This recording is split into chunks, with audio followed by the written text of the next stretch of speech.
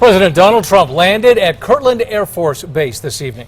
He then made his way to Rio Rancho, where thousands were waiting at the Santa Ana Star Center to hear his campaign speech. Energizing a crowd of thousands, President Donald Trump returned to New Mexico tonight for his first rally here since 2016. Saying he's fighting for New Mexico, the president believes he can turn New Mexico Republican in 2020. We have team coverage tonight, starting with News 13's Chris McKee. He was inside the Santa Ana Star Center for tonight's rally. Chris? Justin Dean speaking for about an hour and a half. The president had a capacity crowd watching him, and he drew a lot of praise and very minimal protest as he spoke inside, touting his accomplishments and also asking New Mexicans for 4 more years in office. We're here for a number of reasons, but we're here because we really think we're going to turn this state and make it a Republican state. That is something that hasn't been done since George W. Bush took the state in 2004, but President Trump believes the state is on his side now, thanks to what he's done in office, citing job growth and the oil boom in New Mexico.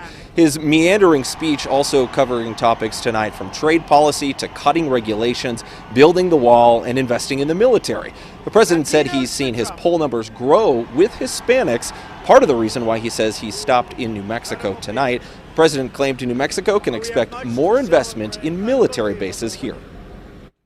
A lot of that money is going to be spent in a state-of-the-art military equipment that's being used at Holloman Air Force Base, White Sands Missile Range.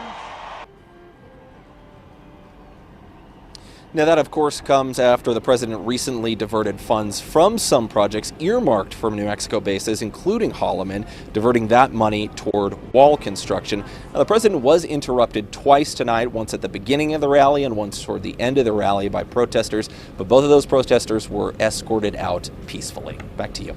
All right, thank you, Chris. Now, during the president's speech, the Democratic Party of New Mexico took to Twitter calling Mr. Trump a liar. They say his tax bill benefited the rich and powerful. They say local and state leaders should be credited for changes in the state. Democrats also countered his comments about wanting a strong military. They say he's stealing $125 million from New Mexican service members to fund his unnecessary border wall.